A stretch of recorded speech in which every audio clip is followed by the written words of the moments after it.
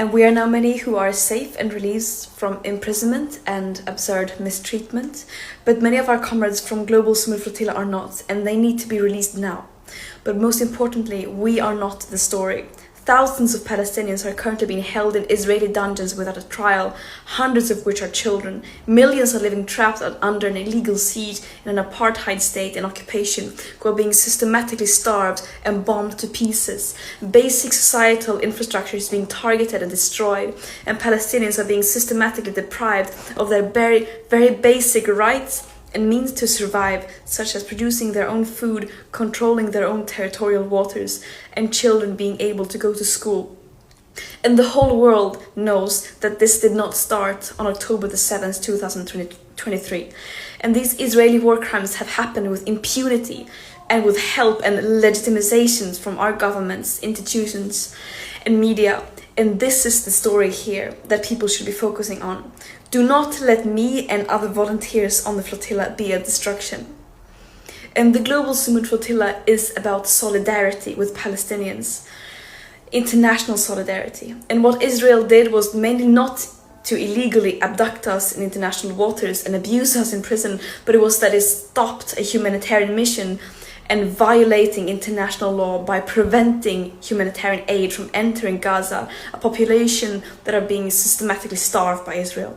And this is a blatant violation of international humanitarian and maritime law.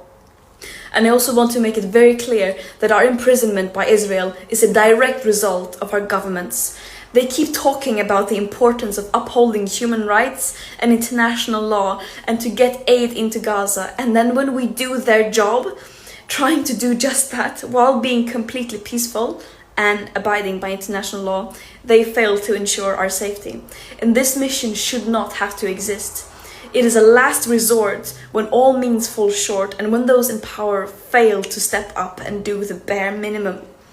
States have a legal obligation to end their complicity in genocide, which the UN Commission now also has confirmed that it is. And this current lack of willingness to do so is a crime against humanity.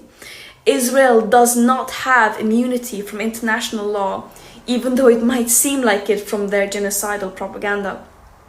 No human being is worth more than any other, and that also applies to Israelis. It's absurd that this even has to be said. And just to have it said once again, of course we are not running errands for Hamas, nor are we terrorists.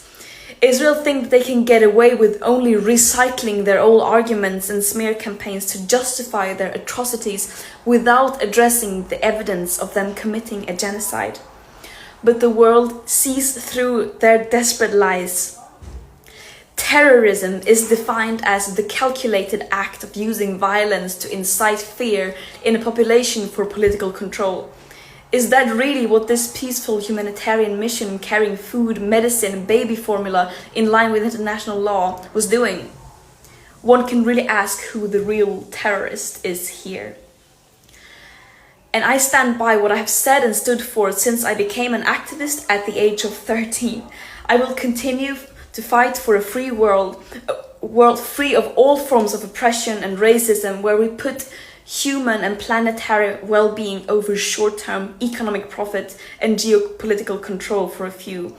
And that might sound naive, but I would any day choose being seen as naive over having double standards and not doing anything in the face of injustice. And I urge everyone to join the global uprising for justice, freedom and equality, and to apply real pressure on our governments and institutions to fulfill their legal obligations to ensure human rights for everyone. We have truth, morale, international law, justice, love, history, and solidarity of the world, as well as basic fucking common sense on our side. The war criminals have hate, lies, and weapons. Justice will prevail. Free Palestine.